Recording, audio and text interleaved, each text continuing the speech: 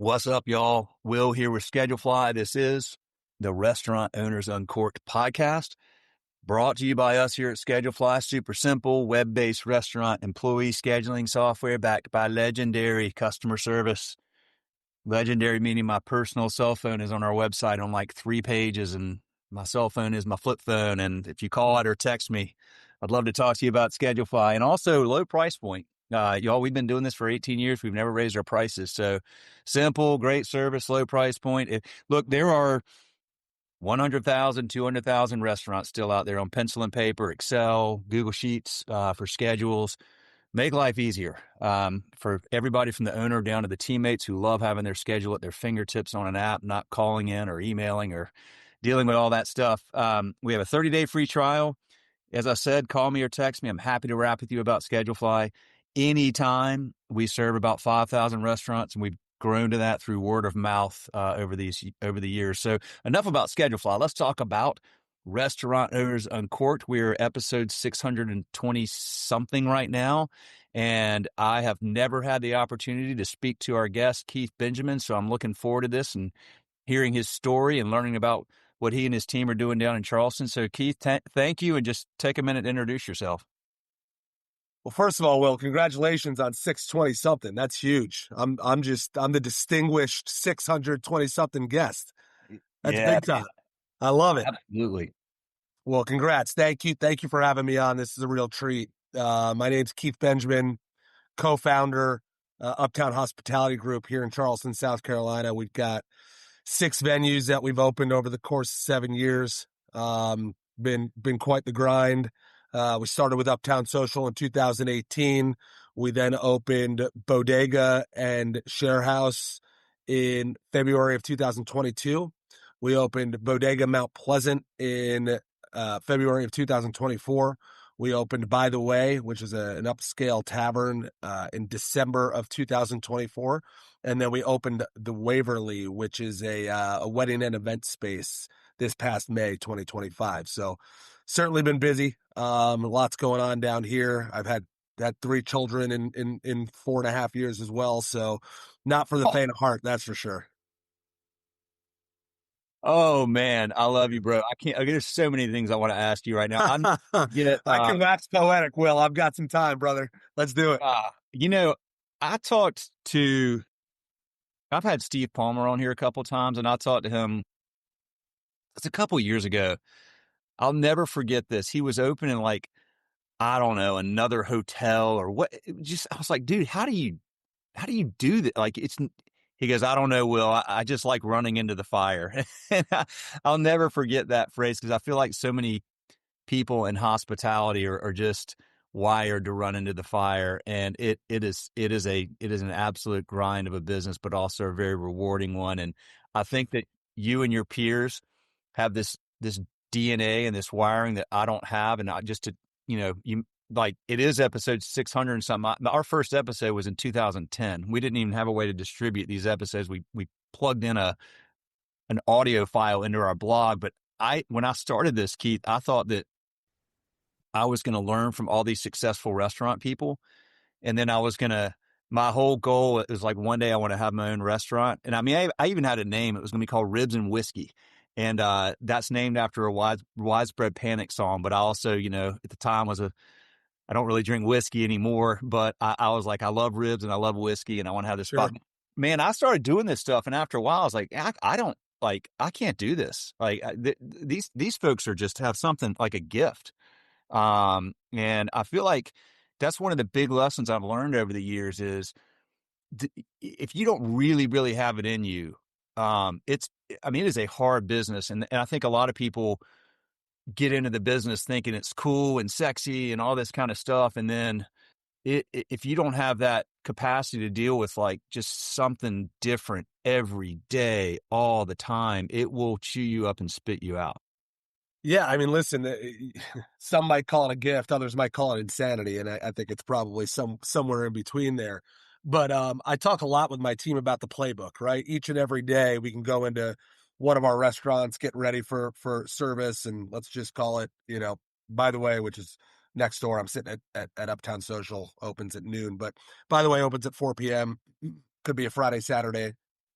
we're expecting a big day here at Uptown. 45 TVs, 10,000 square feet, or next door at by the way, we're partners with a couple of the Southern Charm guys, and we always have great volume. So you can go into the night, go into the shift, go into the service with that playbook. But at minute one, let's say you open at 12, by 12:01, that playbook's out the window. Because really all you can do is prepare, right? You prepare the best you possibly can, so that you are where you need to be when those doors open.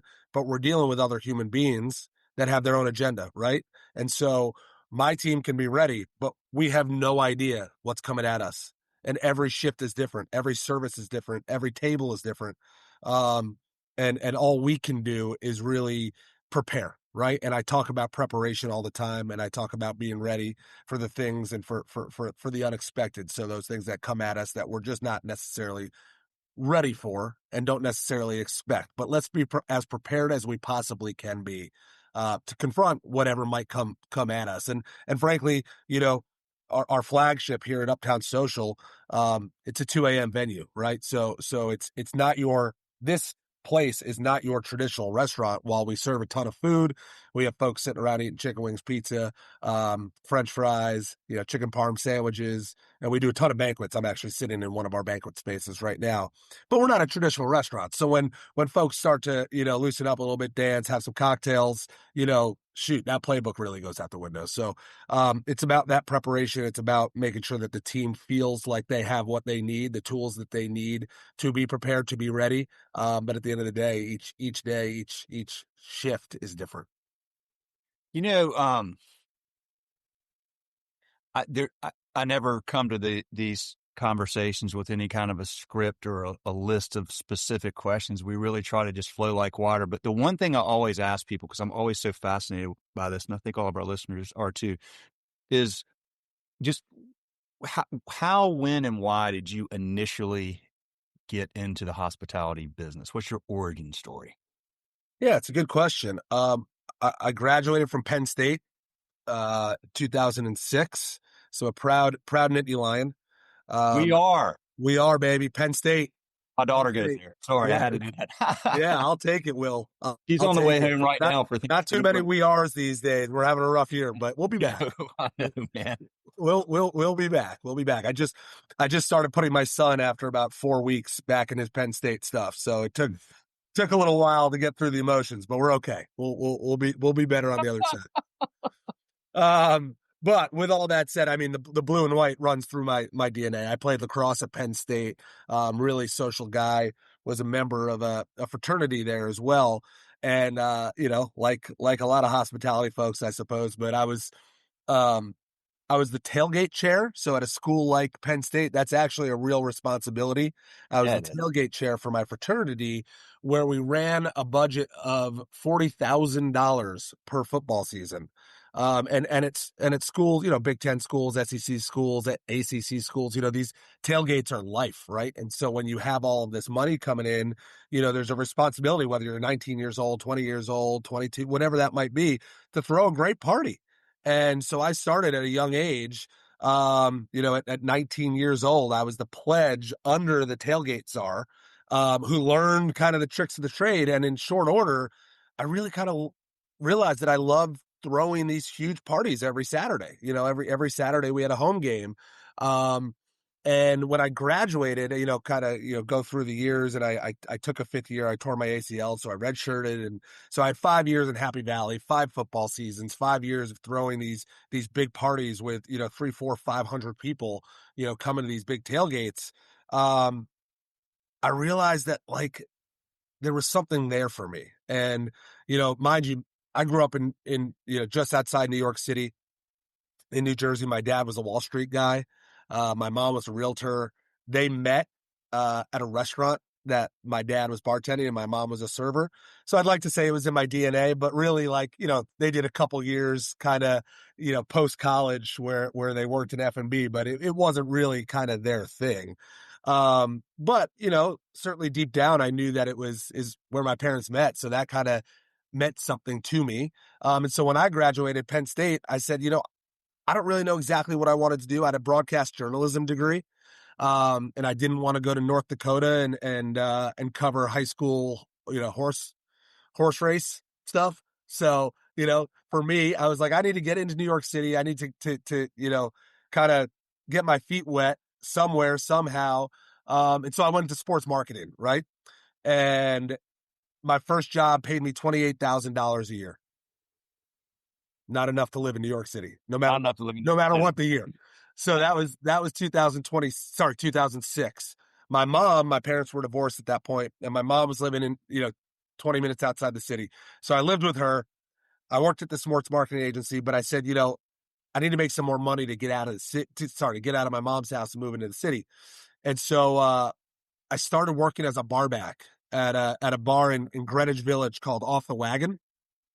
And bar backing kind of led to bartending pretty quickly thereafter. And I started making like $300-400 a shift. Mm. Great money.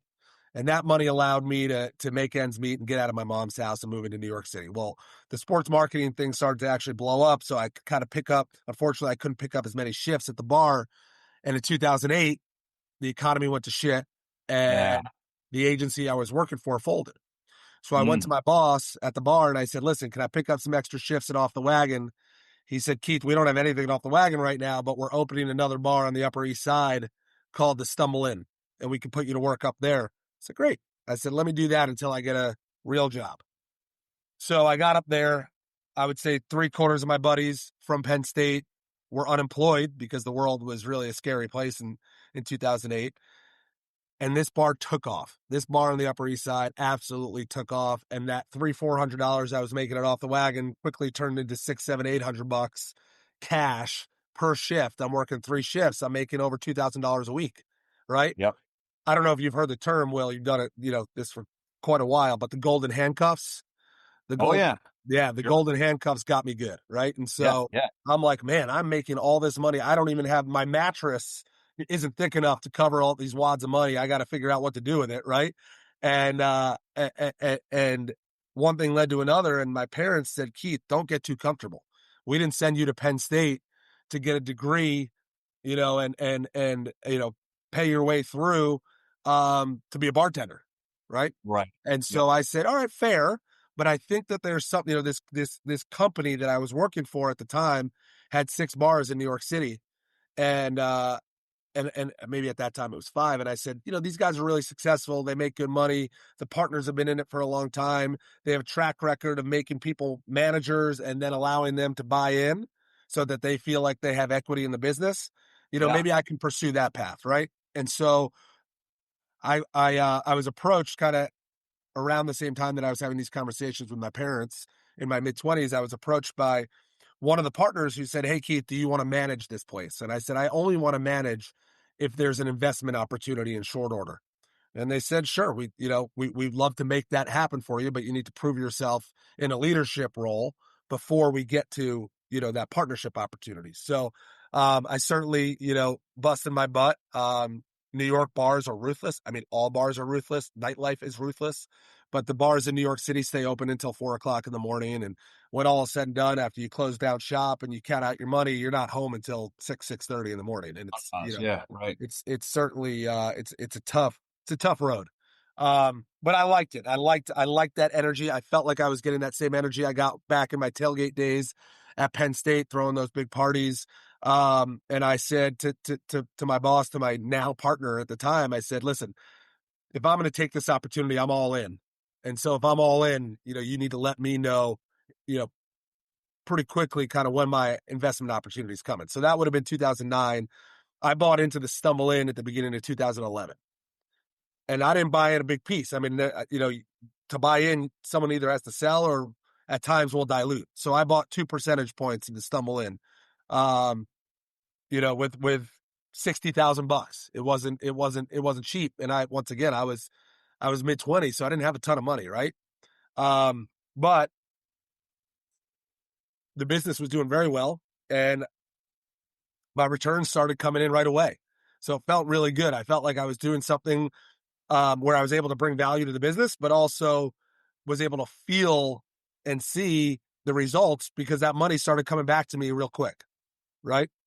Yeah. And so I right away I said to the guys, what's next, right? I can't live on 2 points at the Stumble Inn. And of course, I took a small salary. I was still bartending up there at the time. And luckily, we had just signed a lease for a bar in the Lower East Side of Manhattan called Hair of the Dog. Hair of the Dog is on the corner of Orchard and Stanton. We've now just recently celebrated our 13th year, I guess. But it's a great location, unbelievable location. And Mitch, the founder of the company back in New York, asked if I wanted to go down as the operating partner. And so each store, each one of our locations has one or two or three operating partners. There's generally a senior partner and then maybe a couple beneath that senior. So I was the senior operating partner at the ripe old age of 29. A huge, kind of not huge in terms of the footprint, but an incredibly high volume bar right off the rip. I mean, we did really, really well. And we took off. I mean, we took off and the business did really well. I then bought a small piece of a couple other bars that we had in New York City. And then in 2016 came, and I thought to myself, listen, this business has done very well in New York City for many, many years. But these guys that started this thing back in the early 90s when I was, 11 years old, they started in 1991. So actually I was 9 years old. They've made their money. They've done great. But in terms of having a big piece of the pie, doesn't really exist in New York for the young guys, right?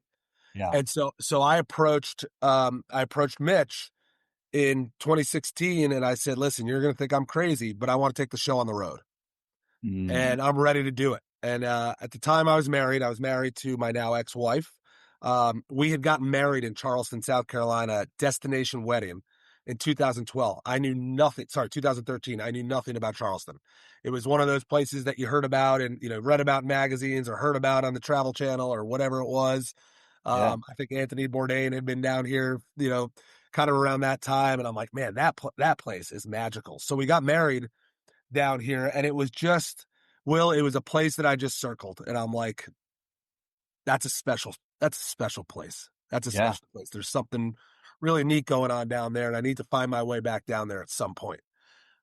2016, 3 years later, marriage wasn't going very well. And I kind of had this feeling that I needed to make a big change, not just in my personal life, but in my professional life. And I pitched Mitch on this idea of coming down to Charleston. And I kid you not, Will, I pitched him, let's call it on a Wednesday. That Friday, 48 hours later, we were both on an airplane coming down to Charleston to check the town out and see kind of what was going on down here 3 years after I had been last. I mean, I hadn't been down here since 2013. And so I just had kind of followed it from afar on Instagram and social media and otherwise, but I didn't really kind of know boots on the ground how it looked. So we came down on what I would kind of describe as a bluebird weekend, right? You come to Charleston in mid-April. The weather's 75 degrees. There's not a cloud in the sky. And, if you're looking to live here, your mind is made the minute you step off the airplane. Sure. So Absolutely. it was one of those weekends and we went up and down the street both on Friday and Saturday night on King Street, and there was line after line after line after line. And I'll remind you, at the time we were looking to open a bar, right? We were looking to open just kind of a rinse and repeat of what we had done in New York City. Great demographics down here in Charleston. You got the College of Charleston. You've got now 8 million visitors a year. Back then it was probably 4 or 5. But it really kind of checked all the boxes, 50 new people a week moving to town. Wild. I mean, just the metrics just were there, right? And so it was Saturday, Sunday. Saturday, there was lines all over the place. We kind of did a good old fashioned Sunday fun day where we hit some bars around town and we're like, there's definitely a gap in the market. There's something for us to do here. On Monday, we met with a realtor and we were looking for like a 3,000 to 4,000 square foot bar, not realizing that there's no basements in Charleston because it's the low country and you Yeah. can't really go underground because then you risk flooding, right? Yeah. And Yeah. in New York, all of our bars and restaurants have basements, which is generally speaking either where our event spaces go, or our kitchens go, or our bathrooms go, or our back of house storage goes. So here, that 4,000 square feet, when you don't have basement space, and you want to, have a fairly large bar, you got to go a little bit bigger than that. Well, I'm sitting in the building now known as Uptown Social 8 years after we've opened. It's 10,000 square feet. We've Got got 4 bars. We built a massive addition onto the back of the building for our kitchen, bathrooms, and storage. And, going back to 2016, when we saw the building, the room that I'm sitting in right now, I could look through the floorboards and see to the first floor. I mean, it was falling over. But what Charleston does a great job of is um, maintaining the integrity of the structures that have been here for hundreds of years. absolutely. Hundreds of years. So this building, Uptown Social, was built in 1915. So it's 110 years old now. There's no appetite to have people like me, loudmouths from New York, come into town and knock buildings over and build them back up to be, out of character for the city. And so we really respected that when we came down here. But we knew we had our work cut out for us. And so we signed a letter of intent. And I want to remind you, I had never lived anywhere in my entire life outside the New York, New Jersey area, other than my 5 years at Penn State. So moving here was totally something new, totally something fresh, totally something unknown, unpredictable in every way. But what I will describe it as right now is my kind of chips all in moment, right? And Burn the some boat. people might do that at 45, 55, 65. I just read an article about Arthur Blank. I think he did it at 48 years old with Home Depot. It's crazy, right? Like, you never know when these opportunities are going to kind of strike you. And as entrepreneurs, I'm ADD. And so, like, you know, feelings, thoughts, ideas, they come to me, and I might want to act on them, but I don't.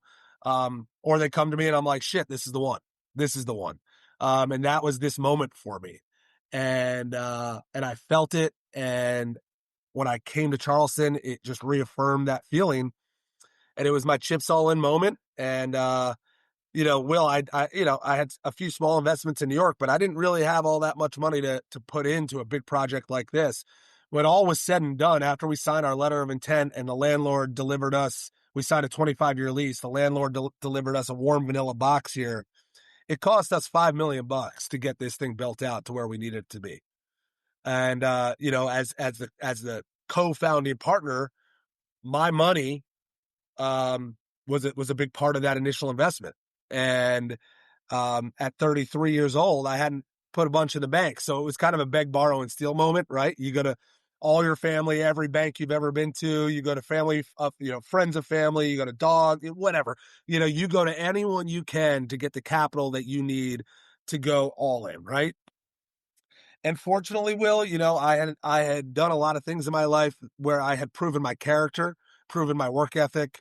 And when I went to my friends and family and I said, I need X amount of money, which was a whole lot of money, um, they lent me the money. I mean, these were loans. These were not investments on their part. They were loaning me money, at a reasonable interest rate to then pay them back over the course of 3, 5, or 7 years. Mm. And the risk was there for them because I also had no collateral. Yeah. I had a few investments in New York City, but I had no house.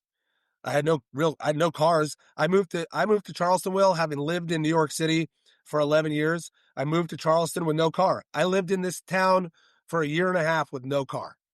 Yeah. As the owner of the biggest bar in town, I would just walk everywhere because I just didn't want the car payments at the time.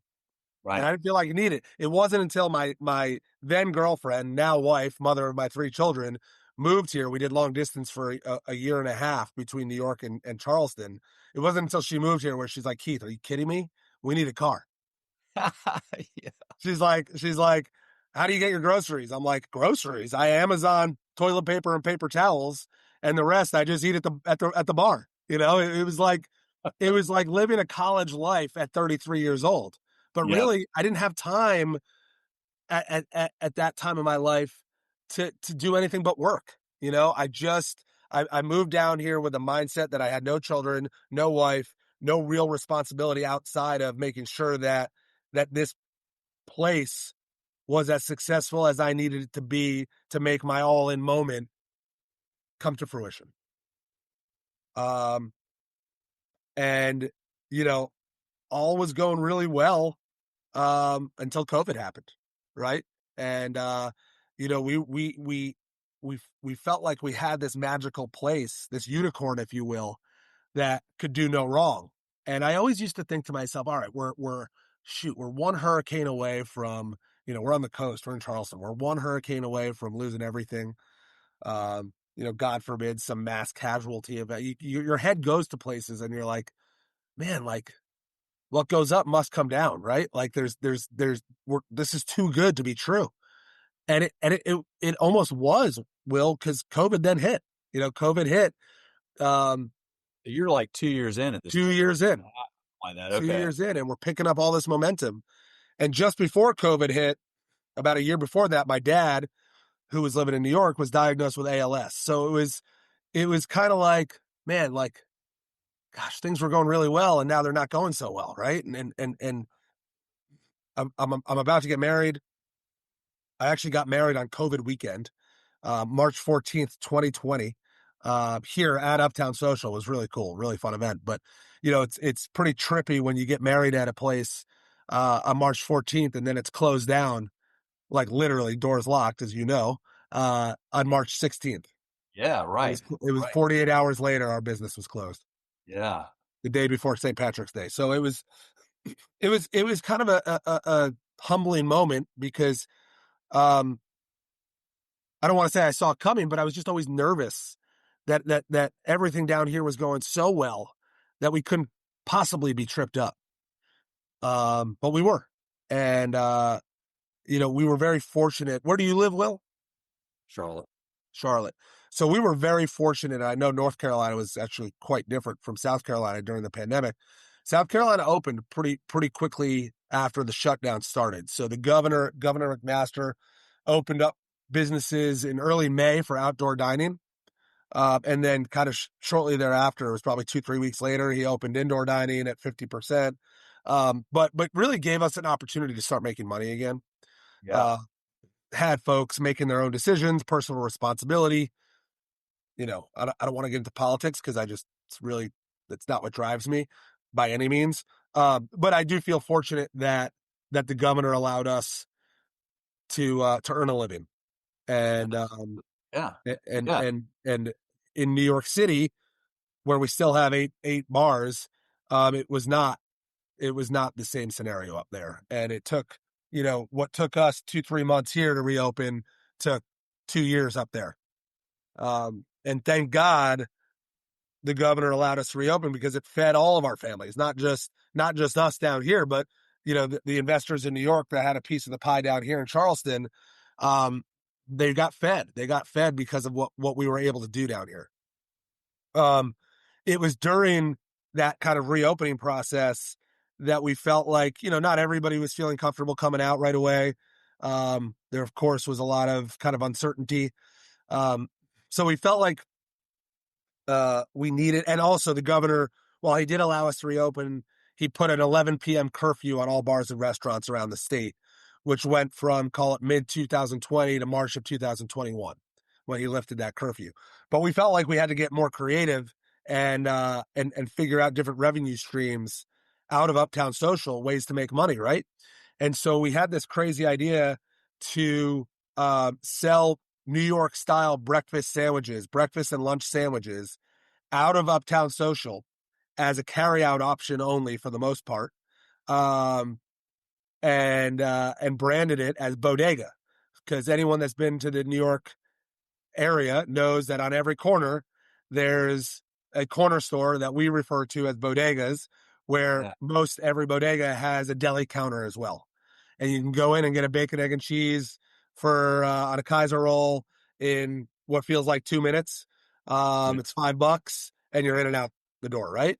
That style sandwich. I mean, you can go anywhere in Charleston and get a bacon, egg, and cheese biscuit. You know, lots of grits, lots of really hearty, creamy, breakfast and brunch options. But when it came to the traditional New York sandwich, it simply did not exist back then. So we launched Bodega out of Uptown Social. We then were able to pull a permit for our parking lot next door. The city allowed us to put 92 seats out there and transform it into a cafe space. And so now all of a sudden we had transformed Uptown Social from more or less, a sports bar slash nightlife venue to also this breakfast and brunch joint in the mornings. And we crushed it, Will. We absolutely crushed it. We were selling out every every Friday, Saturday, Sunday morning. We were selling 400 sandwiches Oh my gosh. Wow. out of a 10,000 square foot sports bar. It was unbelievable. It was so cool. So cool. And so, what's the next step? As Steve Palmer said, you got to run into that fire, right? And as we felt like that momentum was building, we were looking for a place to put Bodega. And sure enough, this massive building, because we don't do things small, this massive building opened about a quarter mile south of where I'm sitting right now, Uptown Social. It was an old restaurant, but before that, it was a train depot dating back to 1849. Oh, wait, what street is that on? That's on Ann Street. It's Oh, yeah. across from the Children's Museum. Okay. Yeah. I And got you. so when you think about it, what were those trains used for in 1849, right? They Mm, were, one of the I think the number one or one of the top slave ports in yeah. all of the United States was here in Charleston. Well, then they would come to Charleston and then they would jump on the train and go wherever they Yeah. were going. So just, when you really, it has you think about the history and Hmm. respect the history, right? Yeah. And what Charleston, the Explore Charleston is the Visitors Bureau responsible for visitors and tourism, and creating the wonderful experience that any visitor has here.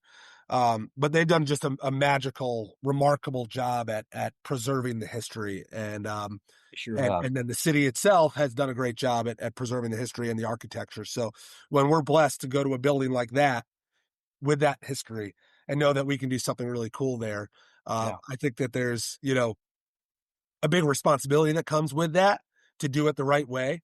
Um, and so that was another 9,000 square foot venue. We certainly weren't about to sell solely breakfast and lunch sandwiches out of a venue that large.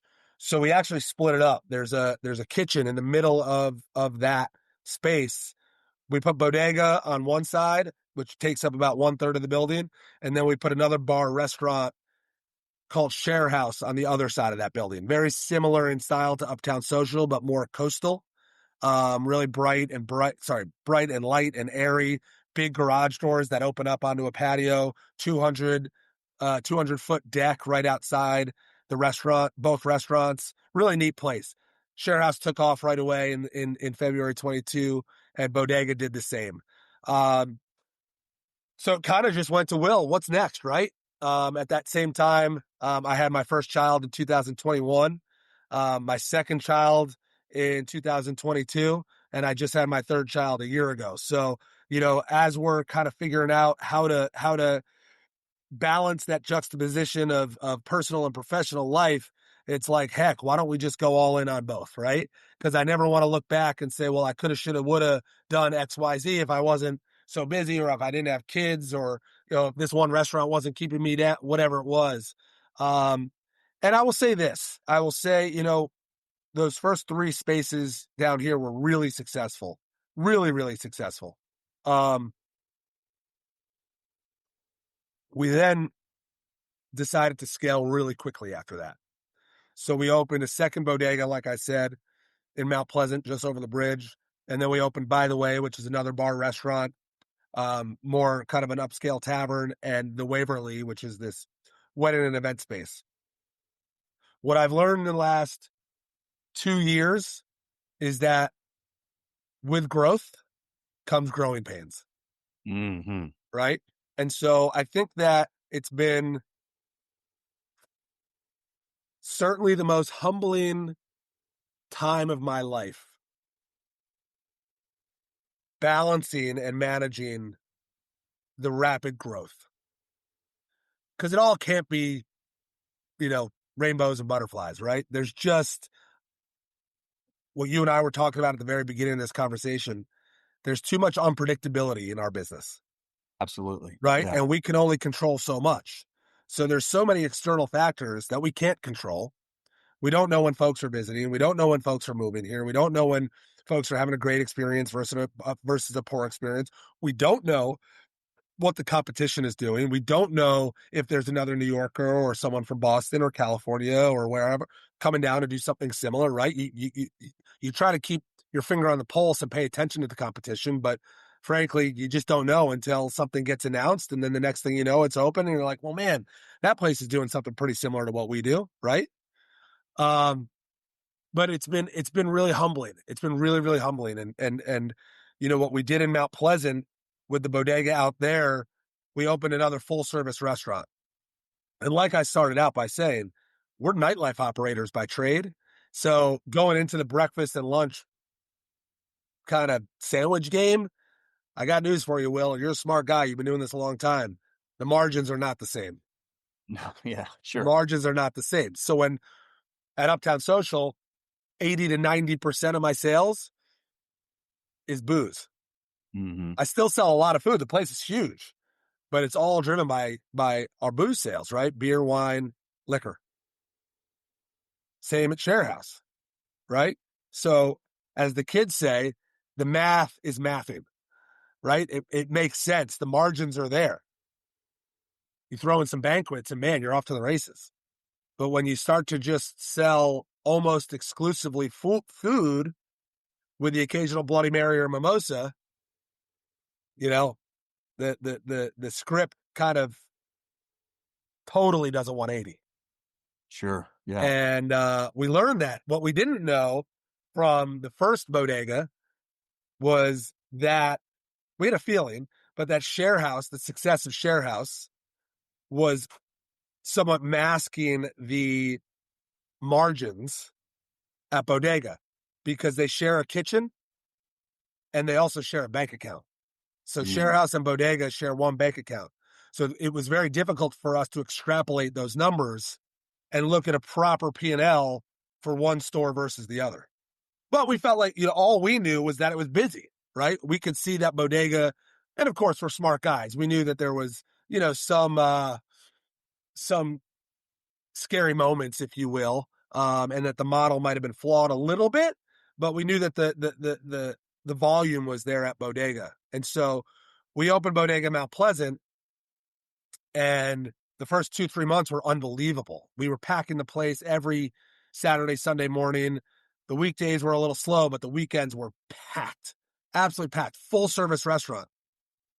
We were breaking even, I think, Will, for the first 3-4 months, let's call it. And then we got into summer. Summers in Charleston are really hot, as you know. Yeah. We on the weekends we were running on about an hour to an hour and a half wait for the first few months. No one wanted to wait when we got into the summer. It was way, way, way too hot. And families want a quick breakfast and then they want to go to the beach or the pool or whatever that might be. So we started to take a bath, and we took a bath fast. I mean, Mm. real fast. It was like, all right, this business is kind of stable. We're breaking even. We think we're going to turn a profit pretty soon, to losing, 10, 20 grand a month. Yeah. Yeah. So it was, you've talked to enough operators through the years to know that, you know, things start to go south in the restaurant business and you don't have much time. And Right. this was the first time that we had been kind of confronted with what might be our first closure. Mm. I mean, talk about humbling. That was humbling. Yeah. Sure. So In what year was this? this was 24. This is last year. Hey, 24. Yeah. And you've also So got, what's you- that? you've got 3 kids at home at this point too? Um, this was late 24. So yeah, my third was born in October of 24. Nice. So you have a lot In, of in stuff. September, in September of 24, we made a pretty rash / smart decision to shift Bodega from a full service restaurant to a QSR model. Okay. Okay. And Not so an we easy shift. eliminated about 50% of our payroll. Okay. Unbelievable. I mean, it was like my partner Alec, who is our culinary partner. and was running, and it still does run Bodega, but he was like, Keith, this is the map. This is the map. This is where it will work. And so funny enough, that was September. He's like, I need 4 weeks to transition the store from a full service restaurant to QSR. I said, great. So on October 25th, 2024, we launched the QSR model, which was also my third child's birthday. So, talk about everything happening at once. It took us a few months at the end of 24 to re-educate the people of Mount Pleasant. It's far less tourist driven than downtown. And by January, we were in a pretty healthy place. When I say healthy, I don't mean abundantly profitable, but we were back to a place where we were either break even or slightly better than that. And so Yeah. for much of 2025, we've just been continuing to build that business, build that model, educate folks in the Mount Pleasant area to the fact that, hey, they don't ever have to wait. If they're coming up to Mount Pleasant, there might be a line to place your order, but you wait 15 minutes to place your order, you wait another 15 minutes to get your food, and within 30 minutes, you got everything you want, right? Everything you ordered. Whereas the old model, you might wait an hour and 25 minutes for a table, sit down, place your order, your food comes out 40 minutes later. I mean, that's just not sustainable. Yeah. It's not Yeah. sustainable. So that was the Bodega story. And then we opened, by the way, about a year ago with Craig Conover and Austin Kroll from Southern Charm, who have become good friends of ours down here. They really just helped with our reach in terms of fans, visitors alike. Like I said, Will, there's so much more competition down here. So, we felt like we should really leverage those friendships, those relationships. Those guys were looking to get into the restaurant biz. And we've opened a really, really cool, edgy, sexy, chic, 2,500 square foot tavern restaurant, literally a block from where I'm sitting right now. And it's been super fun. Super, super fun. We partnered with a design firm out of New York City. It has real New York vibes, excellent food, a phenomenal cocktail program. And what we pride ourselves on, not just there, but everywhere, is the customer service we provide. And I think that service needs to continue to excel, because I truly believe, Will, that the restaurant industry is more competitive than ever, but it's also closer to extinction than ever, just because there's so many of us, right? There's so many of us doing what we do. The competition is so real, but Yeah. the headwinds are more significant than ever, right? And so what sets us apart, and when I say headwinds, I mean the rent, I mean the supply chain, I mean tariffs. And here, Will, in the state of South Carolina, I don't know if anyone had spoken to you about liquor liability insurance, but it has been at a tipping point for the last year or two where um, restaurants and bars are being sued to the point where they can no longer afford liability insurance. Really?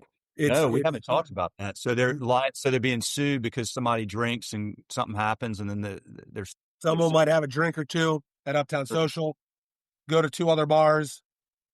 3 hours later, they get in a wreck, and they hurt someone, or God forbid, kill them.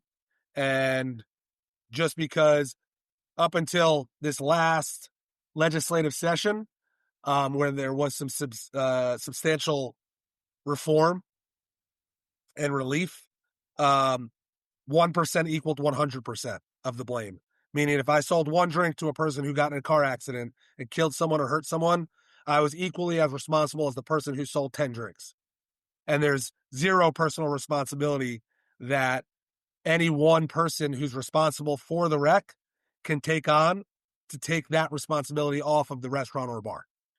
It's But at the restaurant, I have a hard time understanding that especially in a state like South Carolina, you would think there'd be more personal responsibility. I You mean, would think, but unfortunately, it is not shaken out that way. And what I will tell you, Will, is if you're interested, I could talk to you about liquor liability insurance for another hour. And if you want to schedule a time to do that, I'm happy to do so. I started a group called the Responsible Hospitality Reform Alliance this time last year, to advocate for restaurant bars, taverns, hotel bars, VFWs around the state of South Carolina to ensure that we would be able to continue to operate, because our insurance rates went up to the tune of 7 figures at Share House and Uptown Social, 7? because we are so alcohol heavy, but it doesn't mean that we should. And we're so alcohol heavy, and there's just insurance claims coming out everywhere, because the law isn't written in a way that we can even fight these claims. And therefore, the insurance companies, 3 years ago, there were 47 carriers in the state of South Carolina. There's only 3 left, 3 that are writing policies right now. And the lawmakers, the folks in the Joint Assembly have done a good job at listening to us, but there's still a lot more work to be done. And so it's headwinds like that, costs like that make it really difficult for us just to do our jobs and to earn a living, right? So I just go back to what I was saying, talking about, by the way, when we really, and all of our establishments, we really pride ourselves on service, because when folks have the choice to make when they go out to get a drink, watch a football game, go out to a nice meal at By the Way, well, where are they going to go? They're going to go where the food's great, but where the service is better, right? And so we really pride ourselves on that. And then, kind of lastly, we capitalized on the wedding market here in Charleston. It's the number one wedding destination, second to Las Vegas in the entire United States of America. And so we opened a massive wedding venue this past May, and we're just really starting to book it up. But we're really excited about that one, and it kind of rounds out our portfolio. So now we have 2 nightlife venues. We've got Bodega, which is more geared toward the mornings and breakfast and lunch. We've got a tavern, and now we've got this wedding and event space, and we can do wedding adjacent events at all of our other venues as well. So here at Uptown Social, where I'm sitting right now, we can do rehearsal dinners, brunches, welcome parties, etc. And then we can, do that same thing at Bodega, and then we have the proper wedding at the Waverly, and it kind of just rounds out our entire portfolio. So, that takes us to today. It's been a wild ride over the course of the last 7.5 years since I moved to Charleston, but certainly over the course of 20 years since I started in this industry. But I love it, Will. I do, and it gets me out of bed in the mornings. My kids know how much I love it. I pride myself on being a leader, not only within my 4 walls or my several restaurants, but in the community, and helping folks kind of navigate all of those headwinds that I've spoken about. But I just wasn't wired like my dad. I wasn't wired to be a Wall Street guy. I was wired to take an unconventional path, and that's the path I've taken. I love it, man. So what a cool story. My I love that you got that bug at Penn State, doing the tailgate stuff. My daughter is literally driving home. I called her right before we started, and she's on the way home from Penn State right now for. Oh, is she really? Yeah. That's awesome. She's on the way home right now. It's great school, too far away for my taste. It's like 9 hours, and I miss the heck out of her. But Sure. she's been real happy there. Cool town, great university. It's the best. It's the massive best. alumni network. Well,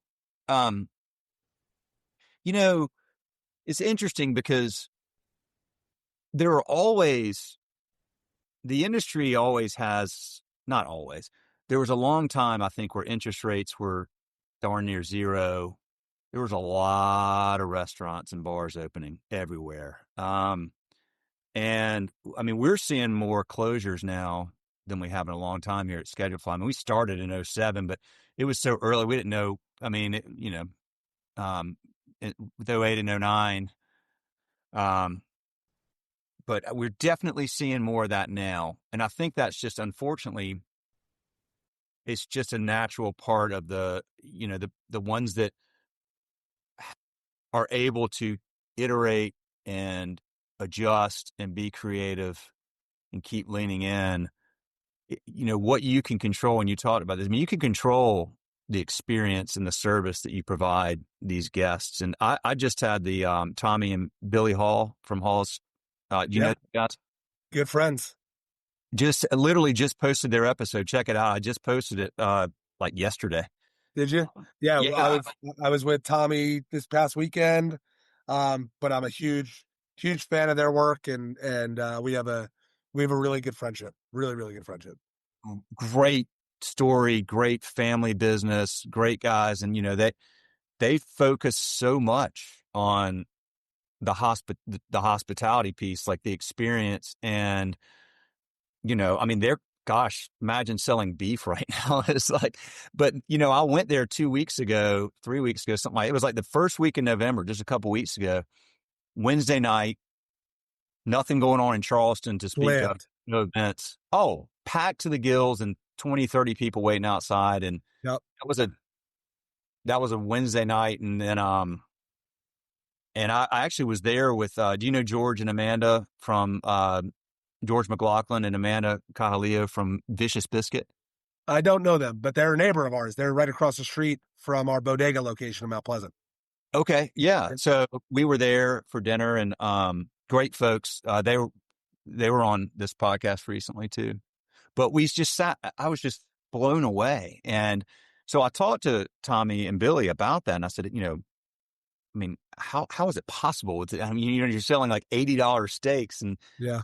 they're like, it all comes back to just the experience and how you make people feel. And when people do go out, they are selective but the places that make them feel welcome and known and cared about and like that's something that never go away. We're surrounded in fact, we're surrounded with so much tech now that it makes even more of a difference because we crave that personal human interaction. And when we get that, we appreciate it and we recognize it and we want it again.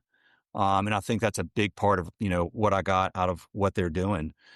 But man, yes, there are lots of headwinds right now. Hospitality businesses, restaurants, bars, places where we can congregate in our towns and cities that are owned by local folks like you that care about the community. They've always been around. They're always going to be around. I do believe that. No doubt about it. Well, I think restaurants, taverns, bars are the cornerstone to any community, right?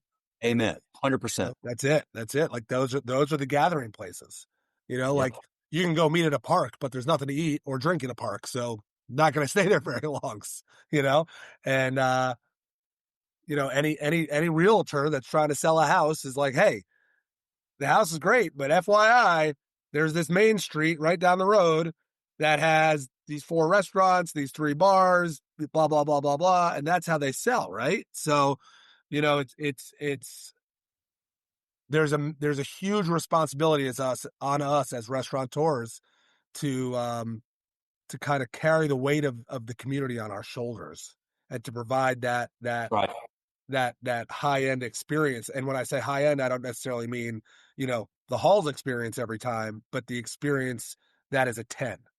And I think Yes. that when you say a lot of places are closing, if you're not a 10, you're not making it. And you can't be a 10 in every category, but you got to check those boxes in most of the categories. Absolutely. Absolutely. Yeah. Um, you just touched on something I think is, we've talked about this so many times. I truly believe there's no way that you can tell me a city or a town or a community is a great city or town or community. And when I ask you why is it great, you're not going to get through 3 or 4 or 5 reasons before you say all the cool restaurants, local restaurants, bars, and so forth. Yeah, nobody's like, oh, they got a great Applebee's down the road. No, that's right. That's right. And especially in a place like Charleston, my gosh, it's like there's a lot of competition too for that. There's a lot of other people like you kind of referenced that are like, yeah, let's take our game to Charleston. Charleston, 8 million people coming in a year. I didn't realize that many. That's A lot. phenomenal. Yeah. One of the things that Amanda and I talked about is how opening and being in Charleston is so great for your brand. Like they're scaling that out, but people come from all over the world to Charleston. And so you get this exposure to people from literally all over the world, certainly all over the country. So when you start expanding your footprint out, if you do, you've got a lot of brand recognition just because people have been there from everywhere. It's also like in the social media world we live in, everybody's attached to their phones, right? And scrolling TikTok, scrolling Instagram, and looking for where they should eat and drink. Um, if I do the very, very, very same thing in New York City that I do in Charleston, the effect that it has in Charleston is 10x, Yeah. 100x greater because I've got this captive audience here, right? Yes. Everybody that lives here is looking at the, you know, 30 top places that they like to eat and drink. And they're just scrolling and they're looking for specials and they're looking for promos and they're looking for cool collaborations, whatever that might be. Um, you know, our reach, our metrics here in Charleston are off the charts. Our followers, but in New York, if we do the same thing, nobody gives a shit. Yeah. There's, thousands and thousands and thousands and thousands of places to eat and drink in New York City in order to be, at the top of the list. Shoot, I mean, those places are few and far between. Yeah. Yeah. And you hear about a viral place in New York City where there's a 4-hour line down the block. I think some place called the Corner Store is one of the new ones. Um, you know, Amazing decor, great food. I've never been, but the lines are just off the charts. But there can only be 3 or 4 cornerstones in New York, corner stores in New York City. And it will be the place for a while, and then somewhere else will Yep. be the place. And I remember I had the guys, gosh, it was probably 10 years ago, maybe longer, probably longer. The guys from the meatball shop were on here, and Yeah, Chernow, hmm Michael Chernow, I think, is that his name? yeah, Yep. Michael Chernow and Daniel. Oh, I'm drawing a blank on Daniel's last name, but they had this thing where they were like, I mean, they were crushing it and they were growing fast and scaling up fast. But then the challenge they had was it got so popular that they were struggling with the execution and the Yeah. consistency. And so people would come once because they're like, you got to go to the meatball shop. But Yep. then the key is, boy, because they had a lot of PR, they were on like an American Express. Oh, they were doing great. They were doing great. Right. But then people would come, but then they wouldn't go back because, and that thing kind of came apart. So they ended up, splitting and all this kind of stuff. So it's probably it's a blessing to have that kind of line, but if you're thinking the long game, it's like the foundational stuff is all that really matters. If you are really there to build a legacy and endure, is the basics of just what's happening inside our 4 walls. How do we make people feel? Are we present? Are we intentional? And one of the things and I'm going to let you go, and I have to go too, but I'd like to. I want to come hang with you next time I'm there and talk more, because some of the things you've touched on, I'd like to dive deeper into. And one of those things is you mentioned this, your character and your work ethic are why people that trust you made those investments. And that's such a huge part of this. And the other thing you just said, which is, I think, one of those important mindset and perspectives that you need to keep going, is something bigger than yourself. And you said we bear something to the effect of we bear the weight of the community on our shoulders. And man, that is I mean, this, I'm preaching to the choir, but that's what's going to keep you going and enduring and continuing to iterate and be creative and make adjustments and through up and down economic cycles, be there, dude. That if you have that perspective, like, it's the service, it's what the Halls talked about. Service over, always service over self. So Definitely. Dude, man, this has been a lot of fun. You're an awesome dude. You have a great energy about you, and I'm just proud to have had you on here, and I appreciate the opportunity. And I'll be back, man. I mean, we always look for reasons to come to Charleston, so I've got even another one. So I look forward to hanging out. If you got a daughter at Penn State, we share a lot in common. We do, man. We got to share some. Yeah, I know. It's been a tough year for that football team, but we'll be all right. We'll be all right. Yeah. But yeah, well, thank you, and happy Thanksgiving to you and yours. And you got my email, my information. Please look me up next time you're here. I'd love to break bread with you. Me too, man. Thank you, Keith. I appreciate it, man. All right. Take care, pal. All right. We'll see you. Thank you all for listening. Keith, do me a favor. Go to whatever you listen to podcasts on, Apple Podcasts, Spotify, find Restaurant Owners in Court, give us a 5-star rating. All you listen do the same. The more these 5-star ratings we get, everybody, the more the algorithms spread this stuff out to other people that we're going to benefit from hearing great, inspiring, and educational stories like Keith's. So thank y'all for listening. More episodes coming soon. We will see ya.